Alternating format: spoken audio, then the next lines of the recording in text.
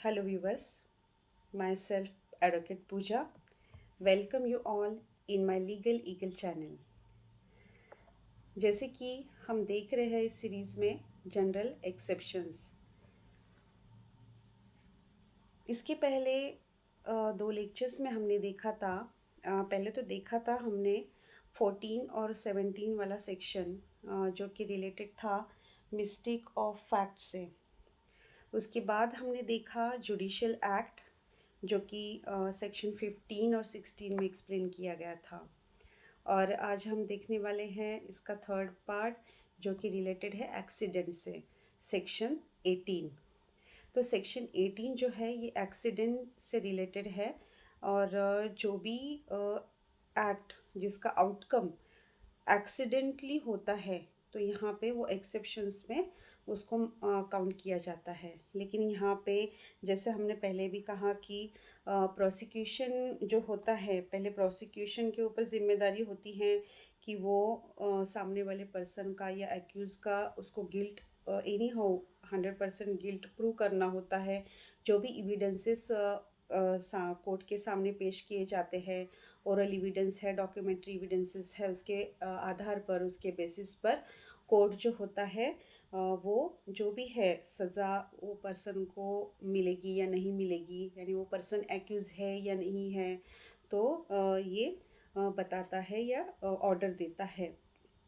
तो यहाँ पे प्रोसिक्यूशन जो होता है वो एनीओ प्रूव करता है, करने की कोशिश करता है कि ये जो व्यक्ति है ये एक्यूज़ है, इसने क्राइम किया है। लेकिन सेकेंडली अगर कुछ ये एक्यूज़ वो जो पर्सन है जिसके ऊपर एलिगेशंस है वो अगर एक्सेप्शंस के अंडर आता है तो यहाँ पे उसकी जिम्मेदारी होती है कि उसको यहाँ प्रूव करना होता है कि वो इस एक्सेप्शंस के अंडर आ रहा है। तो फिर यहाँ उसकी ज़िम्मेदारी होती है। और जैसे हमने देखा कि कोई भी क्राइम जब कमिट होता है तो क्राइम की कुछ इंग्रेडिएंट्स होते हैं या मेन फैक्टर्स होते हैं।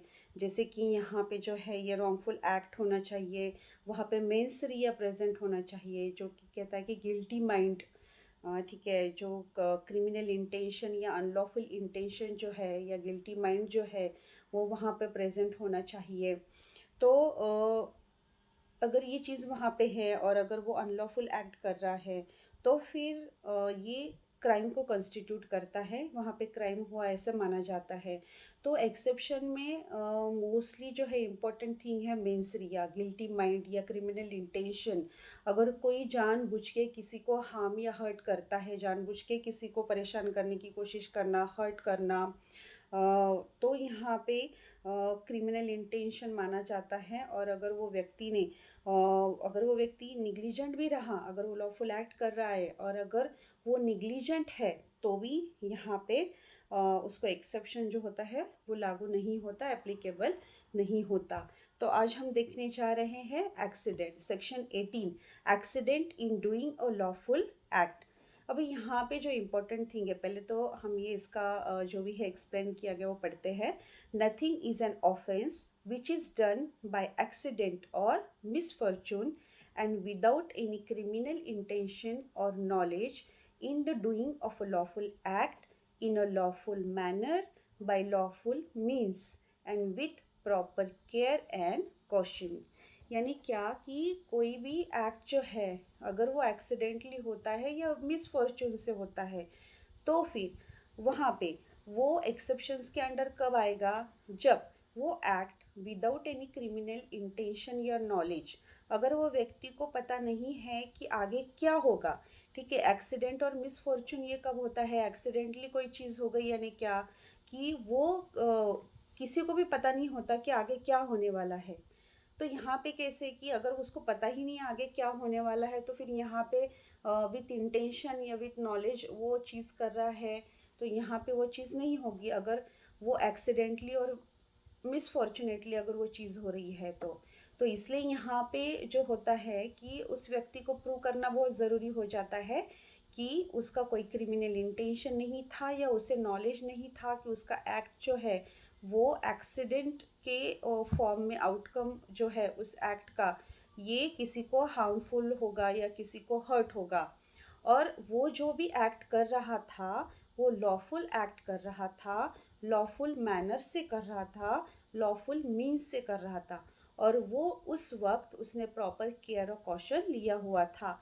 यानी जो भी एक्ट वो कर रहा है वो लॉफुल एक्ट कर रहा है, लॉफुल तरीके से कर रहा है, ठीक है। और जब वो एक्ट कर रहा था तो उसने प्रॉपर केयर ली थी और कॉशन लिया था। यानी यहाँ पे वो निग्लिजेंट नहीं था। जो भी एक्ट कर रहा था वो अनलॉफुल एक्ट नहीं था।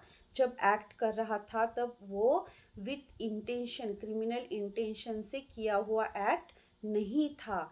ये सारी चीज़ें उस व्यक्ति को जिसके ऊपर एलिगेशंस है उसको प्रूव करनी होगी इन अ कोर्ट ऑफ लॉ। अगर उसको एक्सेप्शंस के अंडर आना है तो फिर अगर ये सेक्शन 18 का accident in doing lawful act अगर इस क्राइटेरिया में आना है तो ये वाली जो चीज़ें हैं ये उसे प्रूव करनी होगी। अगर वो यहाँ निग्लिजेंट है तो भी वो एक्सेप्शन क्लेम नहीं कर पाएगा। अगर उसका एक्ट अनलॉफुल है तो भी वो एक्सेप्शन क्लेम नहीं कर पाएगा। अगर क्रिमिनल इंटेंशन से कर रहा है तो फिर वो एक्सेप्शन क्लेम नहीं कर पाएगा। इसलिए ये वाली चीज़ बहुत इंपॉर्टेंट है कि nothing is an offence which is done by accident और misfortune and without any criminal intention और knowledge in doing of lawful act. यहाँ पे इम्पॉर्टेंट चीज़ है विदाउट एनी क्रिमिनल इंटेंशन और नॉलेज। सेकेंड है he was doing lawful act in lawful manner by lawful means. और third importance में है proper care and caution he has taken, यानी वो निग्लिजेंट नहीं था। इसके कुछ एग्जाम्पल्स हम देखते हैं ताकि ये प्रोविजन ठीक से समझ में आ जाए। A is working with a small axe and the head flies off, accidentally killing a person who is standing near. If A was exercising proper care and caution and the harm was unintentional, A's act is excusable as it falls under accident or misfortune. Hence, A has not committed an offense under this section. इसका मतलब क्या हुआ कि ए जो था ये small x यानी जो कुल्हाड़ी होती है छोटी वाली कुल्हाड़ी को, तो उससे वो काम कर रहा था और अचानक उस कुल्हाड़ी का जो ऊपर का हिस्सा है वो फ्लाई ऑफ हो गया, उड़ गया, और वो किसी व्यक्ति को, दूसरे व्यक्ति को लग गया, और किसी दूसरा व्यक्ति जो कि वहाँ पे खड़ा था उस व्यक्ति को लग गया गलती से, और अगर उसको कुछ हार्म पहुँचा तो यहाँ पे ए जो है ये लाइबल नहीं माना जाएगा अगर वो प्रॉपर केयर और कॉशन से काम कर रहा था और उसको कोई इंटेंशन नहीं था किसी को हर्ट करने का, तो फिर यहाँ पे और वो लाइबल माना नहीं जाएगा। ये A has not committed an offence. कब नहीं होगा कि जब एक्सीडेंटली वो किलिंग होगा, एक्सीडेंटली वो चीज़ हो गई हो, उसने प्रॉपर केयर लिया हुआ होना चाहिए, proper care and caution, and the harm was unintentional, यानी उसने जानबूझ के किसी को हार्म नहीं किया है। वो उसका काम कर रहा था, अचानक से वो कुल्हाड़ी का ऊपर का हिस्सा उड़ गया, और जो बाजू में कोई व्यक्ति खड़ा था नज़दीक में उसको लग गया, उसको हार्म हो गया। तो यहाँ पे A has committed not F A has not committed an offence, क्योंकि उसने यहाँ पे जानबूझ के किसी को हर्ट करने के इंटेंशन से कोई भी काम किया हुआ नहीं था। और जब वो कर रहा था काम उसका तो प्रॉपर केयर कॉशन से ही कर रहा था, किसी को हर्ट होगा इस तरह से नहीं कर रहा था, तो फिर वो लाइबल नहीं माना जाएगा। वो यहाँ पे अंडर सेक्शन 18 जो है वो accident in doing a lawful act जो है यहाँ पे वो एक्सेप्शंस जो है वो क्लेम कर सकता है, और वो अगर उसने ये चीज़ यहाँ पे प्रूव कर दी तो फिर वो उसने ऑफेंस कमिट किया है ऐसा माना नहीं जाएगा। सेकेंड एग्जाम्पल लेते हैं। A police officer while attempting to arrest a fugitive uses reasonable force that unintentionally causes minor injury to fugitive. Since the police officer is performing their duty under the law and act in a good faith, they will not be held criminally liable under section 18 of BNS. यानी को police officer है while performing his lawful duty, वो किसी person को arrest करा, जरिए fugitive यानी क्या कि किसी को अरेस्ट किया है या अरेस्ट करने की कोशिश कर रहा है, और अगर वो व्यक्ति जो है जिसको अरेस्ट कर रहा है, जिसने कोई क्राइम कमिट किया है, और अगर पुलिस उसको अरेस्ट करने की कोशिश कर रहा है और अगर वो कस्टडी से भाग जाता है या फिर भागने की कोशिश कर रहा है, और यहाँ पे जो पुलिस ऑफिसर है वो उसको पकड़ने की कोशिश कर रहा है, तो ऐसे इसमें अगर उसको पकड़ते वक्त अगर कोई इंजरी कॉज हो जाती है पुलिस ऑफिसर के हाथ से, तो फिर पुलिस ऑफिसर लायबल माना नहीं जाएगा, क्योंकि यहाँ पे क्या इम्पोर्टेंट है कि इज़ परफॉर्मिंग हिज ड्यूटी। जो भी लॉफुल ड्यूटी है, वो जो उसको जो अथॉरिटी दी गई है, यानी he is acting lawful, he is acting under his lawful authority and performing lawful act, ठीक है, और act in a good faith. वो तो उसका काम कर रहा था, जो भी लॉफुल ड्यूटी है वो परफॉर्म कर रहा था, जो उसको अथॉरिटी दी गई है उस अथॉरिटी के अंडर वो काम कर रहा था, और जो भी फ्यूजिटिव था उसे पकड़ने की कोशिश करने में अगर उसको गलती से कोई हार्म या इंजरी हो जाती है, तो इस वक्त पुलिस ऑफिसर लायबल माना नहीं जाएगा, क्योंकि वो उसका जो है लॉफुल एक्ट परफॉर्म कर रहा था, उसकी ड्यूटी परफॉर्म कर रहा था, और उस वक्त उसने प्रॉपर केयर भी लिया हुआ था, लेकिन फ्यूजिटिव को माइनर इंजरी हो जाती है जो कि अनइंटेंशनल है। यहाँ पुलिस ऑफिसर की कोई दुश्मनी उससे नहीं है, पुलिस ऑफिसर तो उसके लॉफुल ड्यूटी जो है वो परफॉर्म कर रहा था, और वो जो फ्यूजिटिव था, जो भागने की कोशिश कर रहा था, कोई पर्सन जो अरेस्ट उसको किया गया है या कस्टडी से भागने की कोशिश कर रहा है, और उसमें अगर उसको हार्म हो जाता है, तो फिर यहाँ पे पुलिस ऑफिसर लायबल माना नहीं जाएगा। थर्ड एग्जाम्पल देखते हैं। A military officer during a sanction operation destroy a building suspected of harboring insurgent. If the act is performed under lawful order and in good faith as a part of their duty, the officer will not face criminal charges for property damages. यानी military officer है, अगर उसको कोई during a sanction operation, यानी उसको authority दी गई थी कि कोई ऑपरेशन जो है वो उनको कंप्लीट करना था, कोई टास्क दिया गया था, वो टास्क ऑपरेशन कंप्लीट करना था, और military officer while doing his lawful duty, तो अगर वो कोई सस्पेक्ट जो है वो किसी बिल्डिंग में छुपा हुआ था, और इसलिए अगर वो मिलिट्री ऑफिसर जो है while performing his lawful duty, जो कि लॉफुल ऑर्डर जो है वो फॉलो कर रहा था, लॉफुल ड्यूटी जो है उसकी परफॉर्म कर रहा था, he was acting in a good faith, क्योंकि वो उसकी ड्यूटी परफॉर्म कर रहा था, किसी को हर्ट होना या किसी प्रॉपर्टी को डैमेज होना उसको कोई इंटेंशन नहीं था, और अगर कोई सस्पेक्ट जो है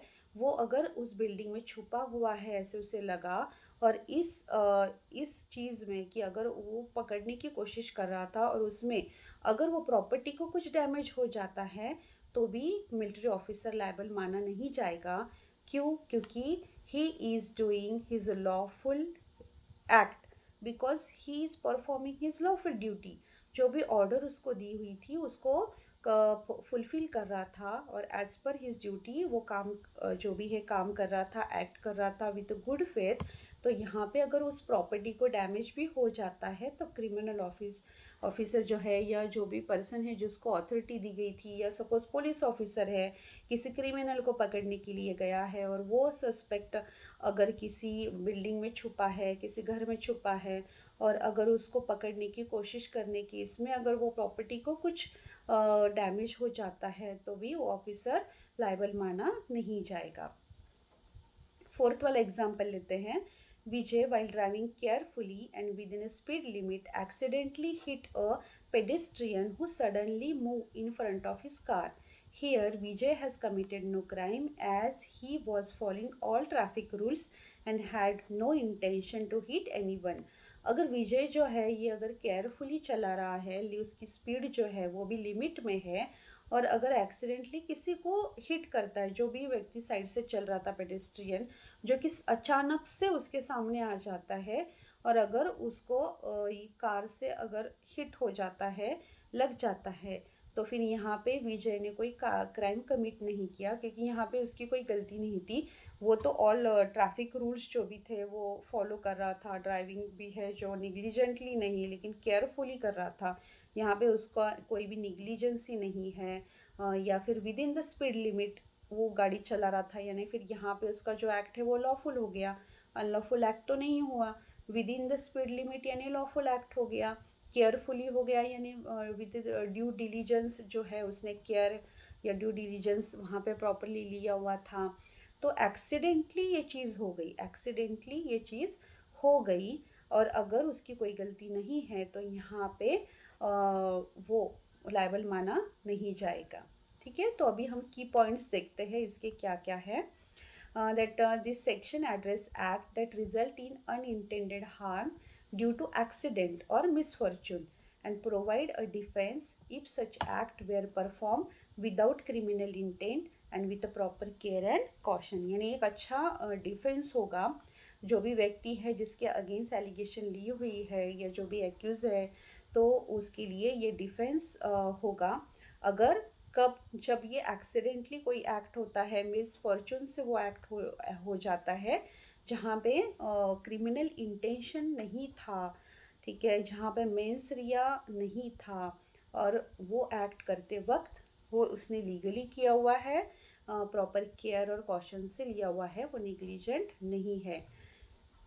फर्स्ट पॉइंट है एक्सीडेंट और मिसफॉर्चून, यानी इसमें सेक्शन 18 में कुछ चीज़ें जो है वो इम्पॉर्टेंट है। जैसे मैंने कहा, तो इसमें इम्पॉर्टेंट एक चीज़ पहले है कि एक्सीडेंट और मिसफॉर्चून, एक तो एक्सीडेंटली वो चीज़ होनी चाहिए। An accident refer to an unexpected event that result in a harm but without any criminal intent और प्रीमेडिटेशन।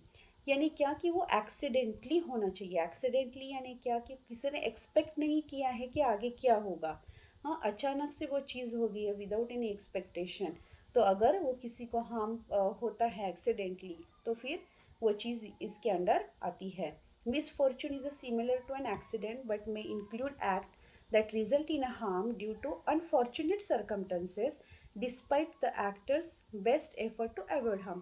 यानी क्या कि मिसफॉर्चुनेटली यानी उसके हाथ में कुछ नहीं था, ठीक है, बैड लक था, उसके हाथ में वो चीज़ नहीं थी। अगर उसने बहुत कोशिश भी की कि उस एफर्ट्स भी लिए टू अवॉइड द हार्म, उसने एफर्ट्स भी लिए, फिर भी उसके हाथ में नहीं था, कोशिश करने के बावजूद भी अगर किसी को हार्म हो जाता है, और अगर वो अनफॉर्चुनेटली होता है, अगर उसने कोशिश करने के बाद भी अगर वो चीज़ हो जाती है, किसी को हर्ट हो जाता है, तो अगर वो अनइंटेंशनली है, ठीक है, उसने केयर लिया है, उसने एफर्ट्स लिया है टू अवॉइड द हार्म, तो फिर यहाँ पे वो अंडर सेक्शन 18 जो है वो एक्सेप्शन क्लेम कर सकता है। एक यहाँ पे गुड डिफेंस उसके लिए होगा।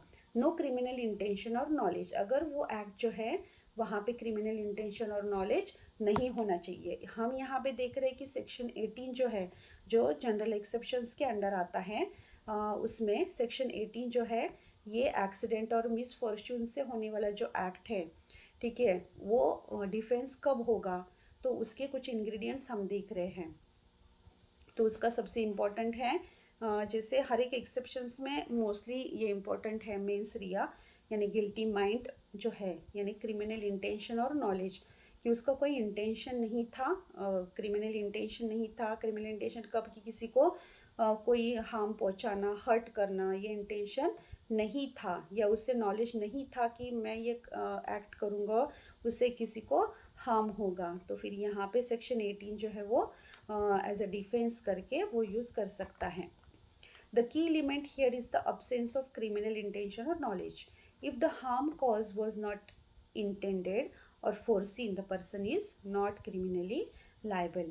Even if the act causes harm, as long as the person did not know or intend for the harm to happen, it does not constitute an offense। ठीक है, तो यहाँ पे इम्पोर्टेंट चीज़ है नो क्रिमिनल इंटेंशन और knowledge. यहाँ पे means या नहीं है, कोई क्रिमिनल इंटेंशन और नॉलेज नहीं है।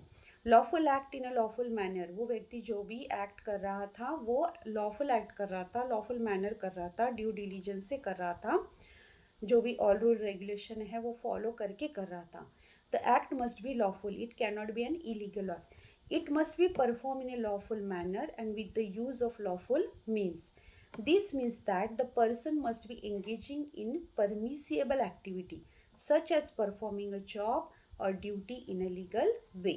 जो भी है वह व्यक्ति उसकी लीगली ड्यूटी परफॉर्म कर रहा था, या जो भी जॉब उसको दिया गया था लीगली वो कर रहा था, और वो करते वक्त lawful act in a lawful manner करते वक्त उसने ड्यू डिलीजेंस भी लिया है, कॉशन भी लिया है, और वहाँ पे क्रिमिनल इंटेंशन भी नहीं है, उसको क्रिमिनल इंटेंशन और नॉलेज नहीं है। तो ये सारी चीज़ें जब वहाँ पे होगी तो अंडर सेक्शन 18 जो है ये जो एक्यूज है या जिसके ऊपर एलिगेशंस लिए गए हैं वो एज अ डिफेंस करके सेक्शन 18 क्लेम कर सकता है।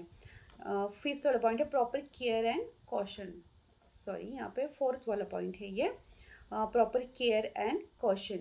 Proper care and caution must be taken in performing the act. If the individual exercise the appropriate level of care, they will not be held liable for any unfortunate outcome. यानी उन्होंने जो भी व्यक्ति है उसने जो ये डिफेंस कर रहा है उसने प्रॉपर केयर कॉशन लिया होना चाहिए, वो निग्लिजेंट नहीं होना चाहिए।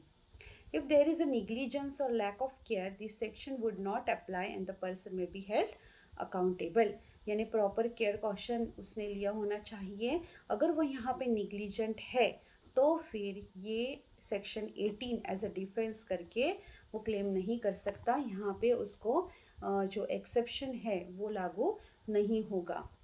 तो ऑब्जेक्टिव क्या था इसका? The purpose of BNS section 18 is to prevent the criminalisation of accident where no malice, intent, or carelessness was involved. It protects individuals who, despite their best efforts, are involved in accident that cause unintended harm.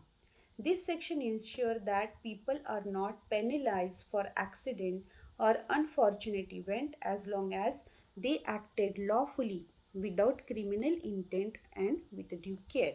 यानी ये जो section का जो है 18 का object क्या है कि जहाँ पे कोई मेलिस नहीं है, इन जहाँ पे बैड इंटेंशन या क्रिमिनल इंटेंशन नहीं है, जहाँ पे केयर है, ड्यू डिलीजेंस लिया हुआ है, एक्ट जो है वो लॉफुल है, तो अगर ऐसे सिचुएशन में कोई एक्सीडेंट या अनफॉर्चुनेट एक्ट हो जाता है तो फिर यहाँ पे जो व्यक्ति उसका लॉफुल ड्यूटी परफॉर्म कर रहा था उसको लायबल माना नहीं जाएगा। वो इस एक्ट के अंडर डिफेंस क्लेम कर सकता है या इस एक्ट के अंडर जनरल एक्सेप्शन जो है उसको लागू होगा और वो लायबिलिटी से बचेगा। तो यहाँ पे ये वाला इंटेंशन है, it protect individual who despite their best efforts are involved in accident that cause unintended harm. यानी अगर despite of their best effort, यानी उन्होंने बहुत केयर लिया, कॉशन लिया, बहुत एफर्ट्स लिए कि वो जो भी आउटकम था वो एक्ट का उसको टाल सके, किसी को हार्म हुआ है, इंजरी हुआ है, उसको प्रोटेक्ट कर सके या उसे वो चीज़ को टाल सके, उसने बहुत एफर्ट्स लिए, फिर भी despite of their best effort उसका आउटकम क्या हो गया? अनफॉर्चुनेटली वो जो है उसको हार्म हो गया या इंजरी हो गई या कोई एक्सीडेंट हो गया जहाँ पे उसका कोई इंटेंशन नहीं था, तो फिर यहाँ पे सेक्शन 18 के अंडर वो डिफेंस क्लेम कर सकता है, या जो भी पर्सन है जो उसकी लॉफुल ड्यूटी परफॉर्म कर रहा था वो यहाँ पे अंडर सेक्शन 18 प्रोटेक्ट होगा, लायबल माना नहीं जाएगा और जनरल एक्सेप्शन में वो काउंट होगा। इसका लैंडमार्क जजमेंट है Chesebrough Ponds versus insecticide India limited 1984 का केस है। The court acknowledge that accidental action during the lawful performance of work do not constitute offence. अगर कोई एक्सीडेंटल एक्शन होता है या एक्सीडेंटल कोई चीज़ हैपन होती है, एक्ट होता है, कब? जब वो उसका लॉफुल काम कर रहा था, उसकी लॉफुल ड्यूटी परफॉर्म कर रहा था, ठीक है, या फिर मैनर, लॉफुल मैनर, यानी जो भी प्रॉपर केयर कॉशन से और जिस तरीके से उसे कहा गया है वो इंस्ट्रक्शंस लॉफुली फॉलो करके वो चीज़ कर रहा था, और अगर उसमें एक्सीडेंटली कोई घटना हो जाती है तो फिर यहाँ पे ऑफेंस माना नहीं जाएगा। ठीक है, तो हमने आज देखा सेक्शन 18 जो है उसके बारे में डिटेल ये प्रोविज़न हमने देखी जो accident in doing lawful act से रिलेटेड है, और यहाँ पे ये डिफेंस करके क्लेम कब कर सकते हैं? जब वो आउटकम जो है ये वो एक्सीडेंटली और मिसफॉर्चून से हुआ है और जब वो व्यक्ति जिसने वो क्राइम जो भी एक्ट किया है वो किया है, तो वो उस वक्त उसका कोई क्रिमिनल इंटेंशन और नॉलेज नहीं था। और वो जो भी एक्ट कर रहा था, जब उसका आउटकम जो हो गया, किसी को हार्म हुआ, तो फिर वो जो एक्ट कर रहा था वो कैसा होना चाहिए? लॉफुल एक्ट होना चाहिए, इलीगल एक्ट नहीं होना चाहिए। लॉफुल एक्ट होना चाहिए, लॉफुल मैनर होना चाहिए। लॉफुल मैनर यानी जो प्रॉपर रूल रेगुलेशन है उससे रिलेटेड वो फॉलो किए जाने चाहिए। जो भी इंस्ट्रक्शन है, लॉफुल गाइडलाइन है, वो प्रॉपरली फॉलो किए गए हैं। ठीक है। लॉफुल मीन्स यानी कोई इलीगल तरीके से कोई काम किया हुआ नहीं चाहिए। लॉफुल मीन्स लॉफुल तरीके से वो चीज़ काम किया था और प्रॉपर केयर कॉशन से किया था। फिर भी अगर उसका आउटकम एक्सीडेंटली और अनफॉर्चुनेटली अगर किसी को हार्म हुआ है या किसी को हर्ट हुआ है, तो फिर यहाँ पे वो व्यक्ति लायबल माना नहीं जाएगा और अंडर सेक्शन 18 जो है जनरल एक्सेप्शंस के अंडर आएगा और वो व्यक्ति लायबिलिटी से एग्जम्प्ट माना जाएगा। तो होप सो आपको आज का ये लेक्चर समझ में आया होगा। इन केस कुछ डिफ़िकल्टी या क्वेरीज रहेगी तो आप प्लीज़ मुझे कमेंट सेक्शन में कमेंट कर दीजिए।